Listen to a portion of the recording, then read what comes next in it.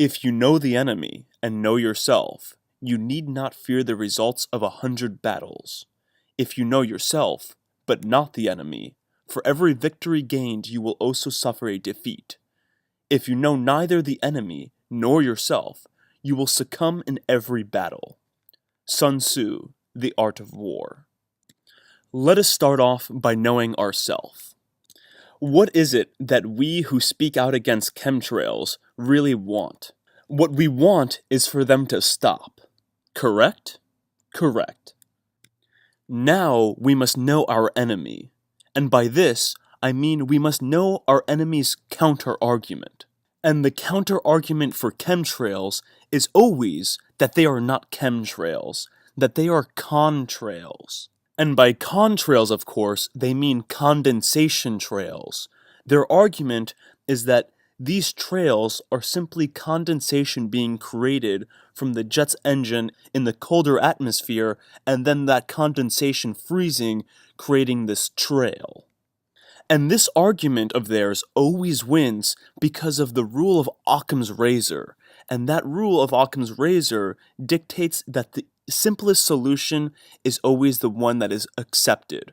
And Occam's razor is not just a theory that is used in the scientific community, it is actually something that is used in everyone's psyche. So all of these people who are on the fence, their brain is already trained to accept the simplest solution, to accept the simplest answer.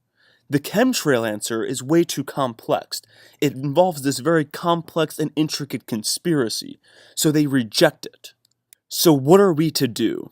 It's very simple. What we do is, we beat the devil using his own rules. We use contrails. Do not use chemtrails. It just muddies the water. Use contrails and create an argument around contrails. And here is such an argument. It is a well-established fact that ice and clouds have high albedos. They reflect a large portion of the sun's energy. Because of course they are white, and white surfaces have a very high reflectant property. Here are a couple of pictures that illustrate this fact. Here you see a layer of clouds, and how solar energy is reflected back into space. Here is another one that shows the same illustration referring to ice. The ice here reflects 85 to 90% of the sun's energy, and only about 10 to 15% is able to be absorbed, as opposed to a surface without ice, which only about 20% of energy is reflected by the surface and about 10% reflected by the water, and in this case about 70% is absorbed. And here is another illustration that depicts what is called Earth's energy budget. There's a lot of things in this illustration, so I'll leave it up for a little while for you to digest it. But the important thing of this illustration is that about 6% of the incoming solar energy is reflected by the atmosphere, while 20% of that incoming solar radiation is reflected by the clouds. So I asked the question, if 20% is reflected by natural clouds, how much is reflected by unnatural artificial clouds, such as contrails? With those facts at hand, and that question in mind, let's now look at a couple of images of contrails and some video that I took of contrails in New York City. Here, you can see there's quite a few contrails in the sky, and by quite a few, I mean a lot. I wonder how much solar energy is being reflected in this image. Or how about this image? Yeah, there's a lot of contrails in the sky. It creates a blanket of artificial clouds. And as you can see, usually when contrails are at their heaviest is when the sun is in the sky. I've noticed that contrails seem to follow the sun, a very unusual phenomena, if you ask me. You would think that if they're frozen condensation, that the sun would unfreeze that condensation rather quickly. But no, it doesn't. They seem to actually hang out in the sun longer than they would in the shade.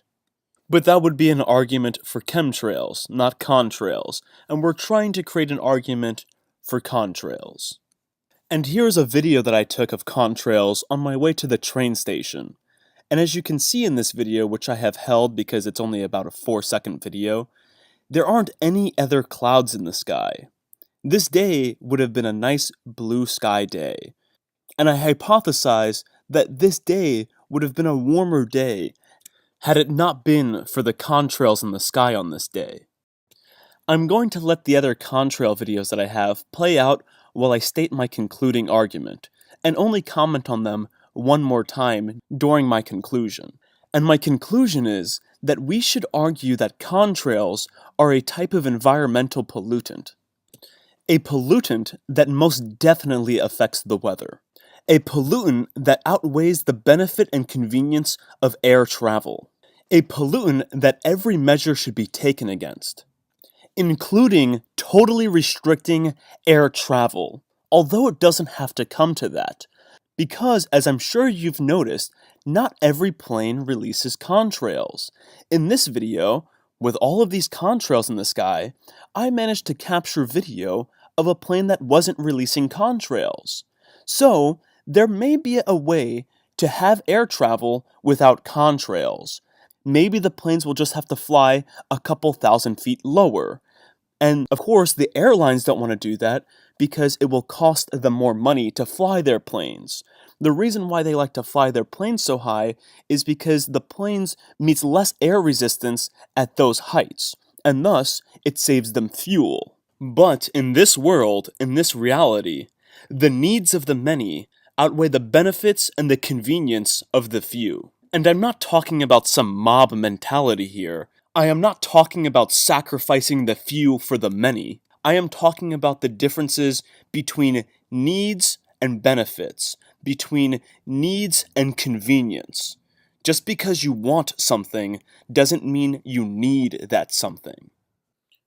You are not to inquire how your trade may be increased, nor how you are to become a great and powerful people, but how your liberties can be secured, for liberty ought to be the direct end of your government.